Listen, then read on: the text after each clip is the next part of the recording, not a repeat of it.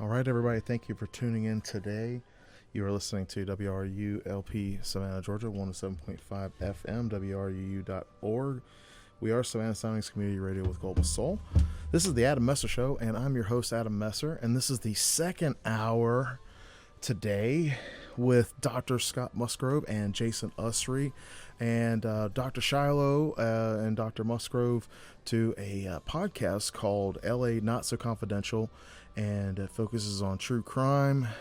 Today we have been talking about creativity, and we've been talking about the creative process. Oh man, that last hour we covered some heavy stuff. So, I really encourage you to go back and listen to that if you haven't been able to. And you can catch the podcast on the AdamMesserShow.com.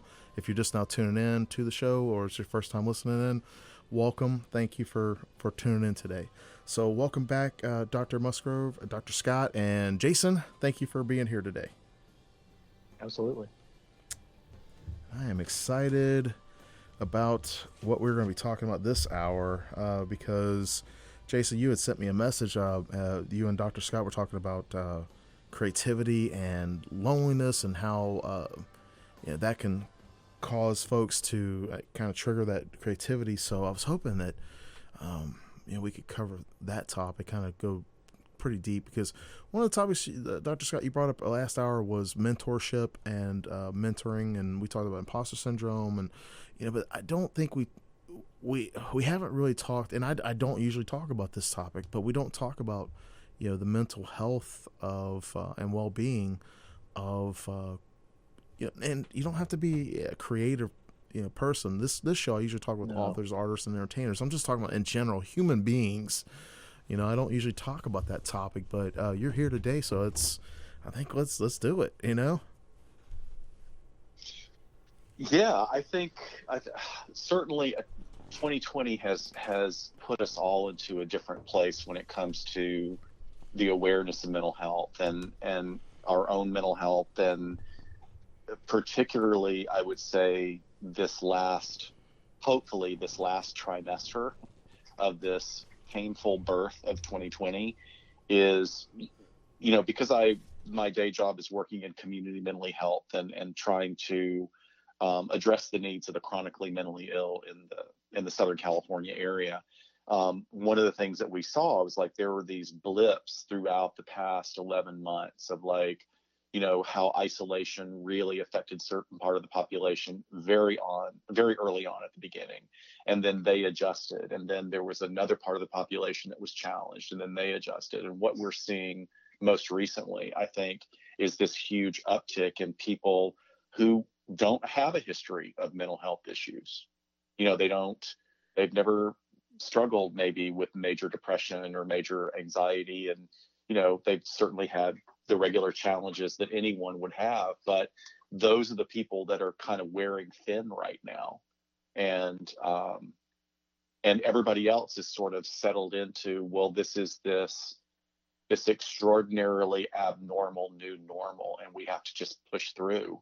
And that's why I think here at this particular stage, we're seeing people acting out in anger and sometimes in violence and substance use. And and particularly for people that go to that deep place inside, writers, that's such an isolating process that goes so deep, and you have all the characters inhabiting your brain.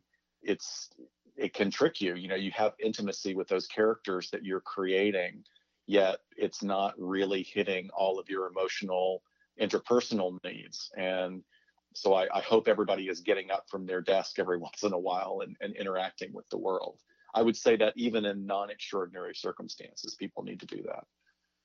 I agree with you. I feel like this year's been an abnormality for most people, and luckily, I'm going to be honest with you. This recently, I've worked with a guy last month or so who he's been through, and I don't want to put all of his business out there. I'm not going to name his name or anything like that, but he had a really bad car accident about 5 years ago, and then they lost their daughter to cancer a couple of years ago, and they've just been through a lot of different things, and he, we've talked a little bit about that, but I've really enjoyed working with this guy because his, I don't want to name names or anything like that, but one of the things that his daughter said before she passed was, "You don't know what strength is until that's all you have left." Yeah. And this guy, he's not stoic, he's not negative or anything like that. He's just got a lot of grit. He's just got a lot of grit. Him and his family have been through a lot, and they've got a lot of grit. And I admire that because I feel like I've been through a lot of things in my life, and that I've persevered, and I can understand and empathize with this situation.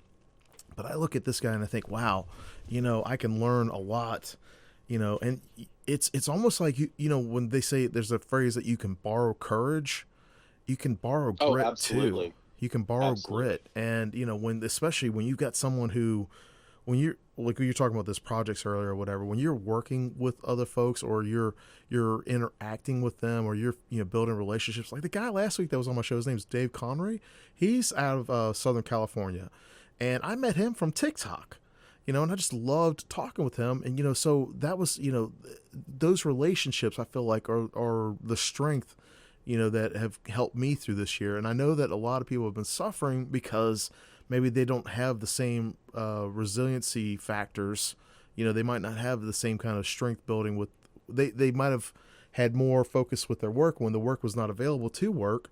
They didn't have the same relationships with folks to be able to lean on when that absence was there. And I don't know what do you feel like is a good way that people can borrow courage or borrow grit? Well, I mean, I guess the example I would give is was I have two. I mean, I'll tell you how it happened to me, and now what I try and do for my clients. Um, you know, the once again, going, as I had said in the earlier hour, the process of getting your doctorate in any field is just harrowing. I mean, it is just absolute. It's harrowing, and there was a point at which in my program where I was going to school full time, I was still working full time, plus doing clinical hours for my master's level, commuting for school, camping in the mountains, sleeping in my car. I mean, there were a lot of things that I was doing and not as a young man either. I was doing these things as somebody whose back did not appreciate it. And there was a point where I really felt emotionally at my end, and I went to the head of my program and I said, I can't do this. I'm not capable of it. I think that you guys, I'm not really sure you should have allowed me in the program because this. I was just really going there. And this woman, Dr. Michelle Harway, who is very well known, she's written a great deal on the sequelae of trauma stemming from domestic violence. I mean, she's really a top in her field. And she got very quiet with the tiniest little curve of a smirk in her smile. And she said, "Okay, Scott, let me feed this back to you. You're telling me, an expert in this, and this, the head of a program. I've started 2 other doctoral programs. I've done this and this. And you're telling, I'm an expert in this area, and you're telling me that you're fooling me, right?" She goes, "That's a little egotistical to think that That's you could funny. fool me." And I immediately She did a little check on you, started, didn't she? she totally kicked my ass to the curb. And it was a very, very important lesson. It was a very important lesson that has sat with me for years, and I will never be able to give her the appreciation that she deserves for that. But what I'll say in getting that sort of spiritual kick to the back of my head is that when I work with people who are really in bad places in my private practice, when they're really, really struggling about what they can or cannot do, whether it's not necessarily just a creative process, but when they're facing life's challenges and they don't believe that they can do it, one of the things that I do is I lend them my belief. And I lend them the belief. And I said, I can't promise you that you're going to do this perfectly. And I can't promise you that you're going to do it right the first time. and I know that you can't believe this about yourself, but you need to, when you leave this office tonight, you need to know that I know you are capable of this. I believe that you are capable of point A, point B, point C. And so when you're in that moment, you can know that here's this guy that I go see for 15 minutes every week, that he knows that I'm capable of this. And he also has laid out why I'm capable of this. And he's not the only one. And, we that's what we do as parents as well. I'm not a parent, but that's sort of one of the basic tenets of parenting, is that you role model for your children how to deal with the crap that life throws at us. And if you're always running around like, your hair's on fire or wolves are chasing you, then you are going to have kids that run around like their hair's on fire or being chased by wolves. But if you lend them that solid sense of self, that they may not really have they have a tenuous grasp on it themselves. If you lend it to them, then they will prosper, and prosper emotionally. And then because of that prospering, they grow in many other areas. So, and we can do it. We should be doing it for our friends to an extent, but, and we do it to ourselves. Like, I think, sometimes a big part of what I do in my private practice is working with people who, are struggling with their identities, with the parts of their identities that developed as a result of the families they grew up in. And, we all take on identities and we take on roles. And sometimes we don't necessarily take them on as much as they're thrust on us by the family dynamic. And in order to evolve out of them or shed the stuff that doesn't work anymore, you need to have people around you that believe in what you are capable of achieving and becoming. And then the hard part is you have to make some allowance in yourself to let them be there for you. So it's a give take situation, but you definitely can lend resilience and lend that grit to other people. And I would say this also, there's, stoicism is not a bad thing in healthy doses. I love that. And actually, Darlene sent me this message. Darlene and Terry sent me this message. The Finnish people call it sisu, and it's like I definitely new to it, but it's just a way of kind of being tough and dealing with things versus running away from things. So I love that. Yeah, it's beautiful. It's beautiful. Jason, what about you, man? I mean, I know you are a really friendly guy, and I know that you have a unique way of dealing with things too. Because I've talked to you about like some of the some of the creative failures that I've had, and. Well, it's funny. I was thinking about this, and we've talked about this. I think we've talked about this on your show before. That, and this kind of goes back to what I was talking about a little bit earlier in the so the perception of success. Like, for instance, I've written a bunch of screenplays and I've had a couple produced, and everybody just assumes that, like, oh my gosh, like Jason wrote a movie and it's been produced. They don't see I wrote my first screenplay when I was 17. Okay. So, and I'm 40. So the 22 years it took something to get done is not recognized or acknowledged or understood.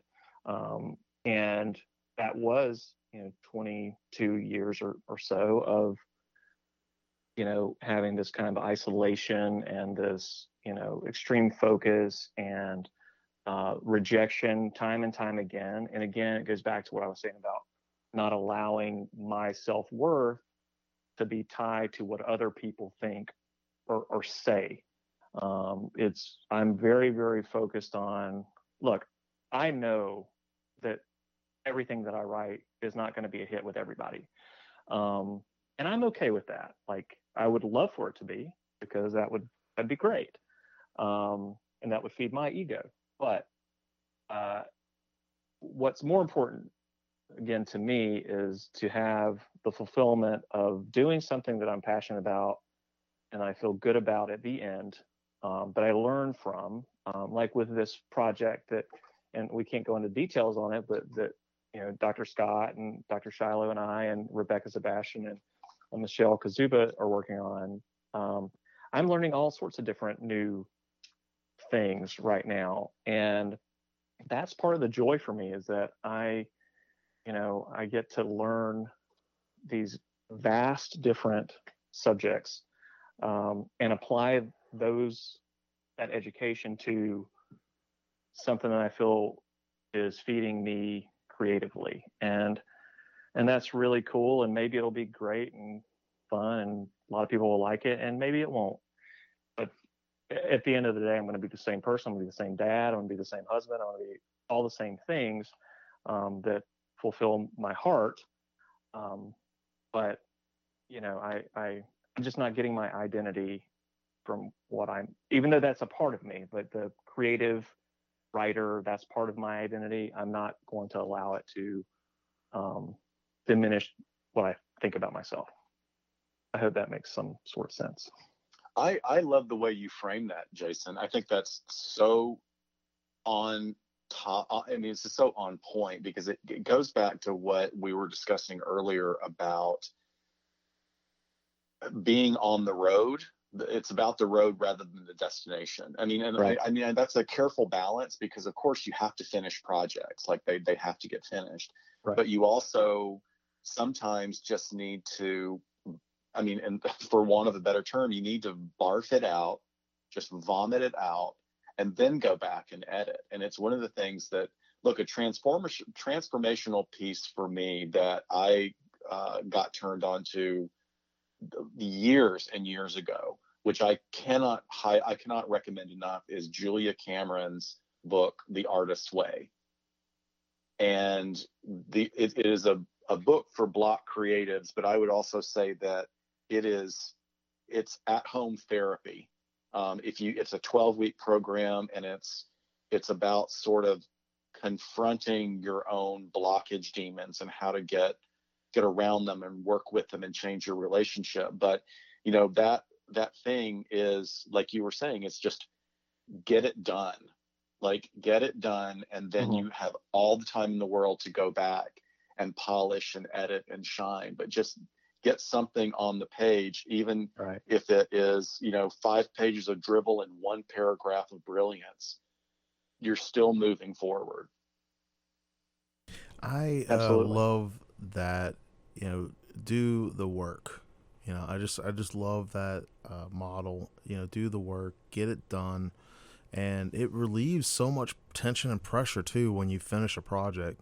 I know that I going back to this year, I spent so much time focusing on this anthology, and when the time came for it to finish, like, I didn't spend a lot of time on my own writing. I wrote a couple of things this year, but I didn't spend a lot of time on writing, and it kind of left me at the point where I was like, what's next? What's next? And I had these different pipeline projects, but I was like, oh, what do I want to focus on, and how do I want to move forward?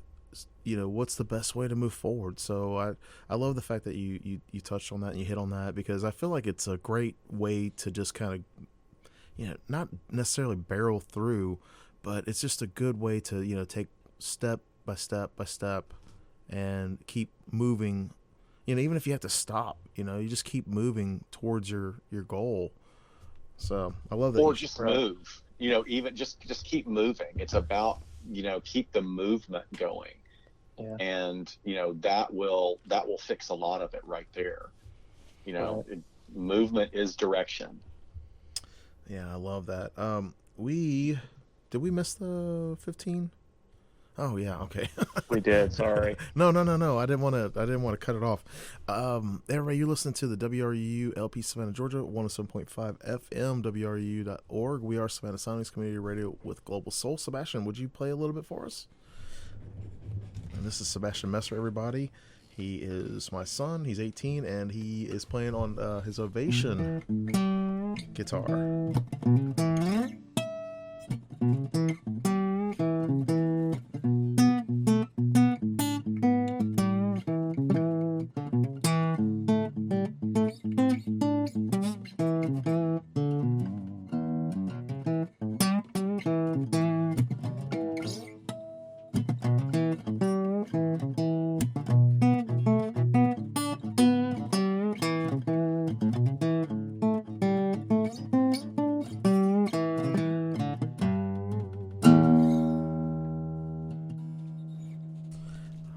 Thank you, Bass. I appreciate that.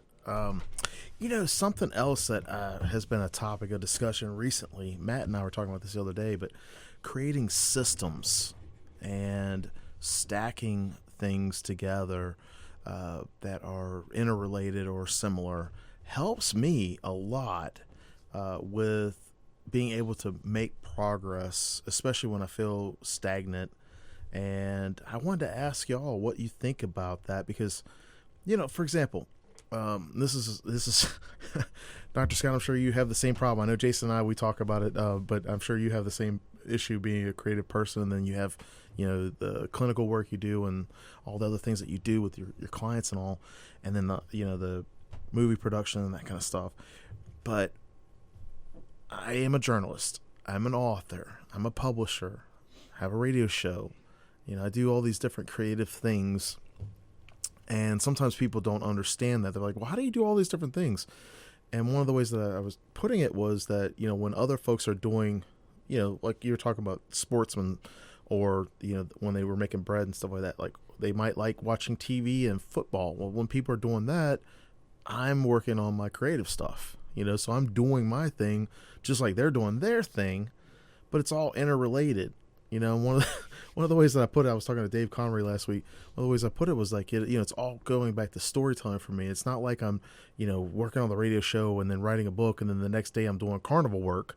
It's all kind of, interrelated to storytelling. So, yeah, can you all talk about the, like creating systems and, stacking things together, stacking that kind of stuff and chunking things together. Has that been something that's helped you and in what way? Dr. Scott, Jason, I'm going to let you. You want me to go? Okay. I'm going to let you go first, and because mine is not going to be a standard answer, and it doesn't work for everybody. So you go first. Yeah, that's what we're looking for, Dr. Scott. We like non-standard answers here.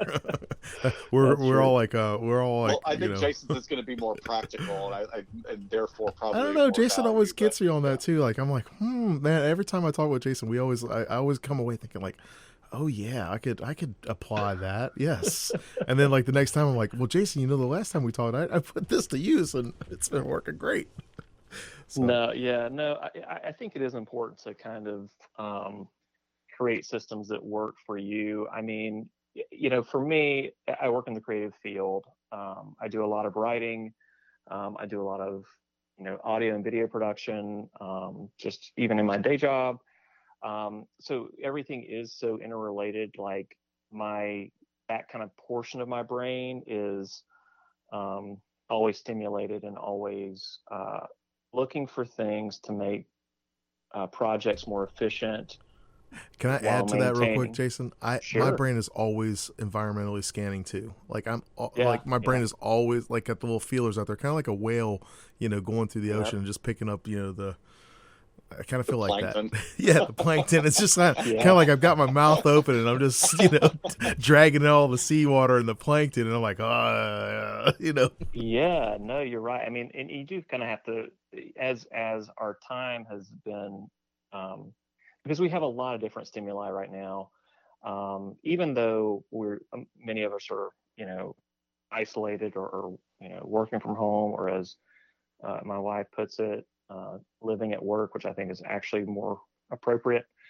You are looking for things to make life easier. I think that's kind of what the human animal does, is try to streamline things for survival's sake, whether that's emotional or physical or whatever, mental. So yeah, I mean, I certainly do have my little routines and systems that I utilize to take care of every project that I have going on. And it does make things a lot easier for me. And I do think it's important to stand back, on a regular basis to kind of get an overhead view of what you have going on, and to look at, how can you make things better, and how can you make things, more simple in terms of their production. So yeah, I mean, I totally can relate to that. It is and again, when you're working with like like apples and apples or oranges and oranges, it does help sort of sort the fruit bag, so to speak. But Dr. Scott. Well, I think that you guys are certainly hitting on the process that is important for you. And I guess what I would offer is that everybody, you have to discover your own process, and the process of discovery is work in itself. You have to find Right. what works for you versus what doesn't work for you, and I work in the field. I mean, I love psychology. I'm fascinated by it. I'm like so happy when I find something that I didn't know about, or a piece of research that completely contradicts everything that I believed and thought was accurate. And so it can, I mean, I love being sort of buffeted around by that and growing because of it. But I find that for me, I wouldn't say it's necessarily balance, unless it is sort of chaotic neutral, if there's such a thing, I have to shake it up. Yeah. Okay. So like my husband will walk through our living room where I'm ironing 6 work shirts and watching, Meemaws Who Murder on Investigation Discovery. And he'll shake his head and I'll start laughing and go, I'm watching my stories, which he thinks is funny because he's not from the South. Like, so when he hears watching my stories, yeah. I love watching my stories, but I'm watching Bailey Sarian again. Right. I love it. Why are you watching this? And like, well, because it's like it gives me like the tone and the ideas, and it leads me to think about things creatively for our podcast. But then there'll be a day where I go, I need a diet. I need an emotional cleanse from all this stuff. Yeah. Because what we deal with is kind of brutal, and we also deal with Dr. Shiloh and I are dealing with the sequelae of trauma in our day jobs, and we have to take care of ourselves as well. So I'll sit down and go, okay, I'm going to give myself 75 minutes on World of Warcraft to run a couple of runs or do a couple of quests. You're a WoW player, Dr. Scott, or was? Recovery. I just started. We did a presentation for Blizzard on a security issue a month ago, and I thought, let me go back and see if I'm any good at it. And I played it for like 10 years, and then I have not. Dude, I have not been back in. Yeah, I was hardcore for 10 years, and to the point where it was like, this is not good for me. We've got to do the station break, y'all. We're gonna be back in like 2 minutes. But yes, I love what both of you said, and I love the fact that you carve out that personal time to say, let me recenter and focus on who I am again. And I really feel like that's an important aspect of self. And so I want to hear more about that when we come back from the break. So everybody, you're tuning in today to WRU-LP Savannah, Georgia, 107.5 FM, WRU.org. We are Savannah Soundings Community Radio with Global Soul. From the Georgia State Department of Public Health, there is a State of Georgia hotline people can call with questions or if they think they may have been exposed to the COVID-19 virus. It is 1-844-442-2681. If you believe you're experiencing symptoms of COVID-19 or have been exposed to the novel coronavirus, please contact your primary care doctor, an urgent care clinic, or your local federally qualified healthcare center. Please do not show up at an emergency room or healthcare facility unannounced. More information can be found at dph.georgia.gov. From our cobblestone streets to our stately homes, discover Savannah's maritime history and what makes Savannah, Savannah. One of the hidden secrets of Savannah is the Gardens of the Ships of the Sea Museum. Picnic here and enjoy our complimentary Wi-Fi. More information can be found at shipsofthesea.org. This is WRUU-LP, Savannah, Georgia, 107.5 FM, WRUU.org. We are Savannah Soundings Community Radio with Global Soul. This is Cite from the album Live at WFMU, March 2008. All right, everybody. Thank you, and welcome back to the Adam Messer Show.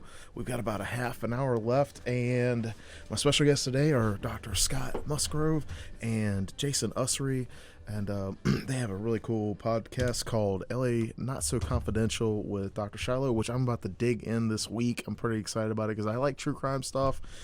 And right before the break, Dr. Scott was talking about how he recenters and he gives himself the levity to be able to enjoy, like, his stories is one of the things you're talking about.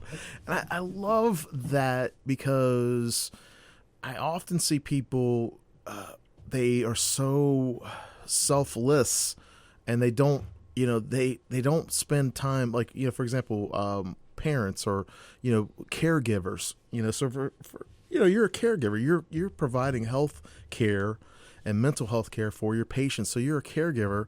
And a lot of times folks that I've seen that who are caregivers, they're so selfless that they don't refocus on themselves. They don't spend a whole lot of time, nurturing their own soul. And I love that you were talking about, like, you give yourself permission to spend like 75 minutes or whatever. So can you kind of tell us more about that and the importance of that? For our mental health and just, being because a lot of people don't want to do that. A lot of people feel guilty. Yeah. Well, I mean, the guilt that needs to be done with. It serves that function, that particular type of guilt serves no function, except as sort of in the service of a destructive part of our own egos. You cannot, there's a reason that ships and boats have life preservers within reach, or you have those because you throw them out to the person who's drowning so that you can reel them back in, because if you dive in you can get pulled down, right? I mean, that's just the practical. When we think of it in those terms, it's very practical. But I do lectures to law enforcement a couple of times a month about it's a two-part there are two purposes to the lecture. One is to talk about mental health issues with the mentally ill in the community and de-escalation techniques, but it's also about, like, how to survive a career in law enforcement. And one of the things I talk about is everybody should have this virtual toolbox at their side, and your toolbox is full of things that nurture and feed and protect you so that you can face the challenges of life and be your best. And, when we talk about coping skills for anxiety and depression and loneliness, the first one, especially in cops, the arms shoot up across the room and they all yell exercise and gym. And I'm like, absolutely. Gym is fantastic. Working out, like doing high intensity training for 45 minutes is going to release the same amount of brain, neurotransmitters into your system as a dose of Prozac. Now, it's not going to last as long as a dose of Prozac, but it does do the same thing. But, if that is your only tool in that toolbox and you blow out your knee or blow out your ankle or your shoulder, well, you're crap out of luck, right? Because you have not developed any other skills to preserve. And, there's an entire spectrum of things of how we carve out times for ourselves, whether it's some expression of your own faith or spirituality or belief system, and time with family and music and writing and woodworking. I am hobbies. so happy you said music, because I want to piggyback off of that, and I don't mean to interject, but the same guy I was talking about earlier, who with his family and his daughter and all, I have not been able to listen to music in a while at work, and a lot of times I don't listen to music on the way into work because I listen to audiobooks and stuff like that. But working with him, I've been listening to music lately, and it just reinvigorated this in me that I was like, oh wow, it's been a while since I've kind of listened to music. And I asked him, I said, what is it for you with music? And he said, music is everything. He's like, music can change your mood instantly, and for him, it's one of his outlets and one of his connections. So I love the fact that you said that, because I've been digging, lately I've been listening to, I like a lot of heavy metal, and I like German metal and stuff like that. And but I also like stuff like Fleetwood Mac and all. So I have, I'll listen to music, but I'm so glad that you're, sharing, some examples of, it really doesn't matter what you're into. I feel like it's like whatever is your thing, do that and enjoy it.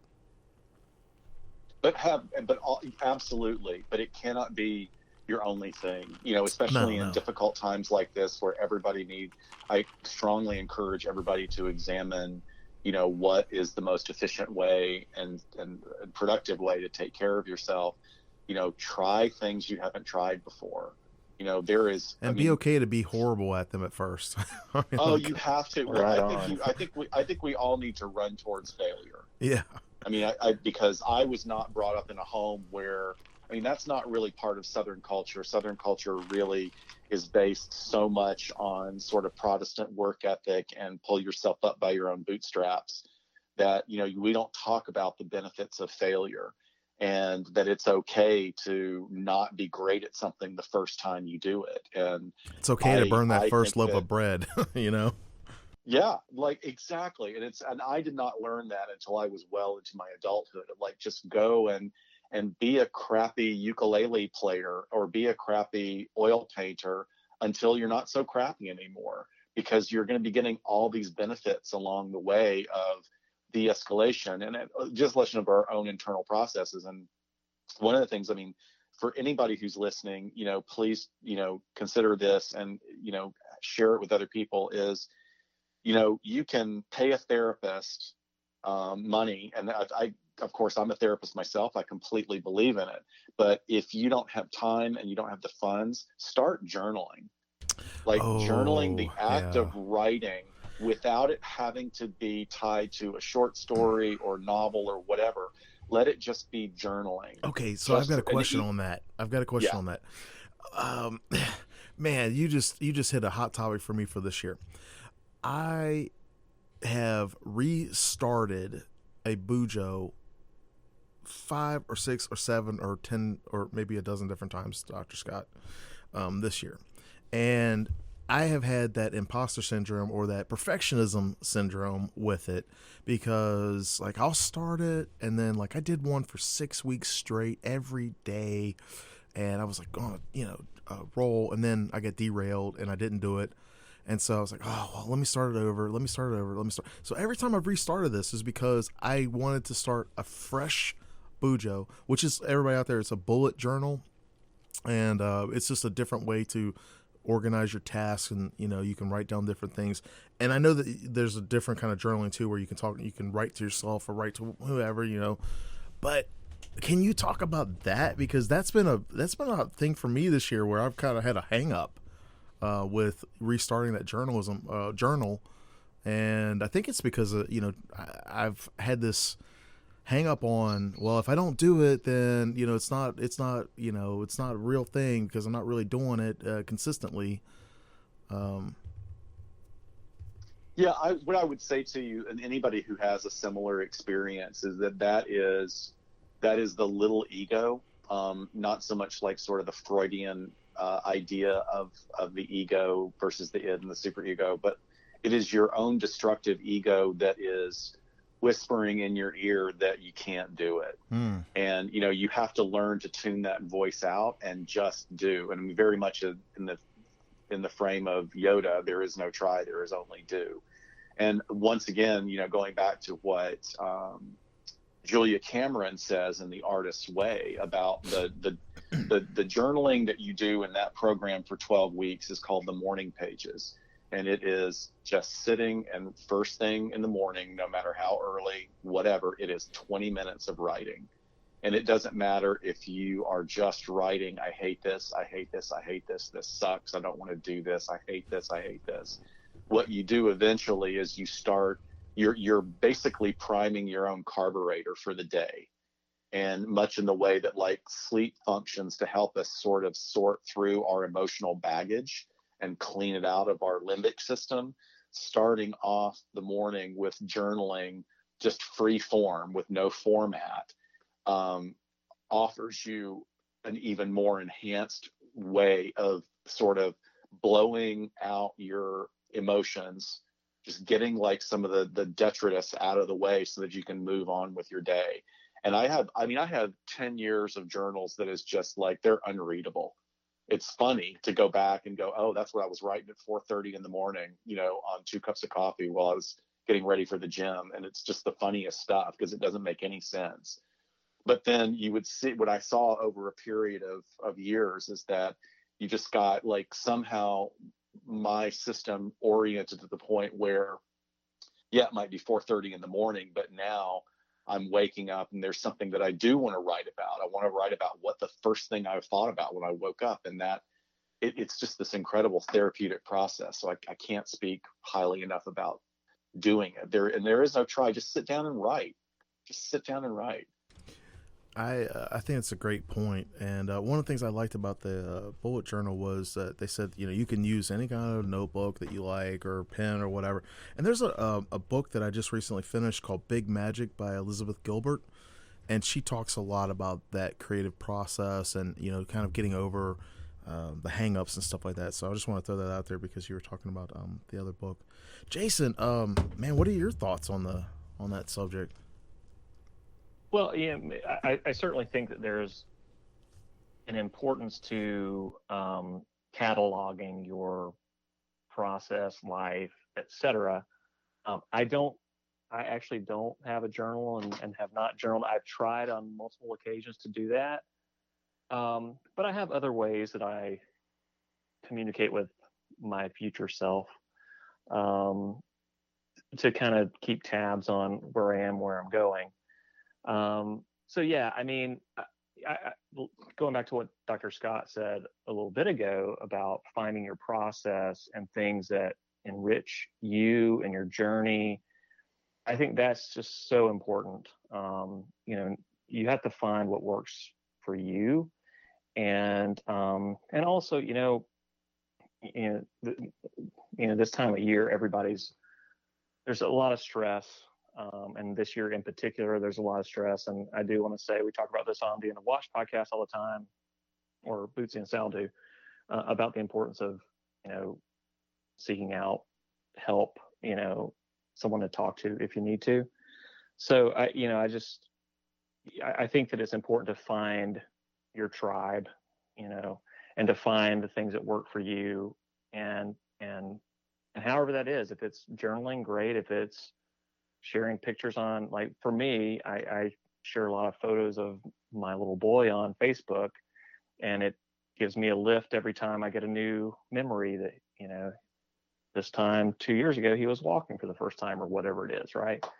So I just do think it's really important. Everything's an individual, effort and individual approach. Mm-hmm. And I think it's important to just find what works for you. And that goes across the board, whether it's, self-reflection or whether it's, your creative process as well. I think that's a good point.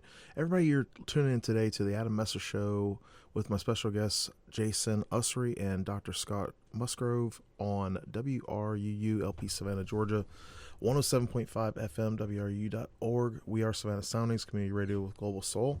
If you're just now tuning in and you want to listen to the other parts of the show, the first hour and then the first part of this hour, you can tune into the podcast later on at the website, theadammessershow.com. So don't worry, you'll be able to catch all of it, which is pretty cool. And, we've got about 10 minutes left for the show. I would love, one of the things that Matt Lestalia and I talk about on we have a little leadership show called the Matt and Adam Show, ironically. We talk about grit, we talk about doing the work, and we talk about why it matters. So I was wondering if both of you could share maybe some best practices, or if you could share some final thoughts that you would like the listeners to take away, especially when it comes to the creative process and just doing the work and that kind of thing. I'd love to hear your thoughts on it. You first. All right. Well, again, I think that every person has to find their own path and their own journey and that sort of thing. And and I will say, as Dr. Scott was talking about earlier, you and Adam were talking about earlier, having the outlet to not be so focused on the work all the time. You're not a robot. People are not robots. They cannot just, output. You do have to have some input, and being, emotional, sort of input. So you do have to kind of find your space and find your groove. For me, a lot of times I like to, I spend time with my family, and I don't like for my creative efforts to impede on that. So, that means I wake up sometimes at 4 o'clock in the morning and I get a cup of coffee and I come in and I work. Or it means that when they go to bed, I'm up at 10, 11, 12 o'clock at night and I work. And that works for me. And that doesn't work for everybody. But that's okay. And it's okay for you to find your own track, in whatever project there is. And again, the other thing that I would say, which I said earlier, it's just really important, I think, to not set your own self-worth to any specific endeavor in terms of the way that other people react to it. You have to do the best job that you can do and not worry about the way other people perceive it. It's for you, Now, if you're doing it, something for an employer or a job or whatever, that may be a different story, and you want to make sure that you're doing it to the best of your ability to that end. But I just think that it's really important for people who are creating things on their own and their own individual, projects, to understand that it's your project. It's not everybody else's project. If other people like it and accept it or champion it, that's awesome. But it's your project. So be secure in that. So that's what I'd say. I'm so glad you said that. I want to piggyback on that, because we could probably spend another 2 hours talking about something that you just pointed out, which is when you're in a relationship, you do have to manage your creative process and the time you take for it with the needs of the relationship. And that does not have to be the way the world tells you it's supposed to be, or your particular culture tells you it's supposed to be. And I did not realize that. I mean, I really thought that, that it was this sort of fight between finding the balance between the relationship and being selfish. And I was taught a really important lesson by my brother Tom, who passed away several years ago. And he was married to, a wonderful woman who is still in my life. I consider her my sister, and fathered 2 amazing, amazing children who are now adults. And I was just amazed how they managed their relationship. Both my brother and his wife had these incredibly full lives that interwove in and out of each other's experience. Like, they were absolutely on board together all the time as parents. And there were, big points of intersection in the relationship that were completely in sync. And then they both had aspects of themselves that were completely respected by the others. It's like Tom, Tom is a musician and would and an engineer and a yoga teacher, and he would decide, this is the year when I learned how to play banjo, and he would be going to music conferences, and Melissa would be like, yeah, that's what he needs to do. And I'm going to go, and I'm going to take my time, and I'm going to go here to this conference, and I'm going to learn about this skill, and I'm going to pursue this area that I'm passionate about. And the thing was that there was this overlap, this Venn diagram of them as parents and them in relationship with each other that was always kept sacrosanct and respected and beautiful. Not to say there aren't conflicts or conflicts in every relationship, but I wish more people made space for relationships to look like that, or that people could find in themselves room to give themselves permission to go to their significant other and say, hey, I have this idea about something I want to do, and I want I want to make room for it in my life, and it's really important to me, and how can we make this work, and how can I support you in your pursuits of the same thing? It's basically just being like the highest level of an evolved adult that you can possibly be, and then we should all be shooting for that. Yeah. I love that you said that, because that's the relationship that my wife and I have. And my wife is really not into the geeky stuff that I like to do, but she is okay with me doing that. And I always make sure that my family is my priority. They're my top priority. But for example, I'm here at the radio station, on Sundays for 2 hours, and I leave usually a couple hours before that. My son and I go catting around town and doing things. And then, afterwards I go and do the grocery shopping, afterwards or whatever. But my wife and I have that kind of relationship. And I host little conventions, and I host events and stuff like that. This year I haven't been able to, but she's always been supportive of me doing that. And I've always been supportive of her, with the things that she likes to do. And we intersect there. We're different in a lot of ways, but we appreciate each other's differences, and we have that exact same kind of relationship where, she's okay with me doing, these different things or whatever. And there's been times where she's been not okay with it, and she said, hey, I really need this from you, or I need that from you. And I'll say that to her. And I think when you're talking about being the highest evolved level of being an adult, I love that. And one of the things I enjoy the most is focusing on my relationships with people, because all these other things, they come and go. They don't matter. Materialistic things, they really don't matter to me. What matters to me are my relationships with folks. And there are a lot of folks out there who are transactional and who are materialistic, because they haven't developed that self, with relationships. So I'm so happy that you brought that and said that, because I feel like that's a great way to describe it. It's like, you're the highest evolution of being a mature person. So It's about being an adult. Yeah. I'd like to throw in real fast that my wife and I have that relationship, even though she made me throw away my red shoes. Oh man, it just gives you an excuse to buy a new pair, or have her. She probably has you a new pair for Christmas. I bet you anything you'll get a new pair for Christmas. But okay, so we have like 2 minutes left, y'all. Where can people check out more information about your stuff?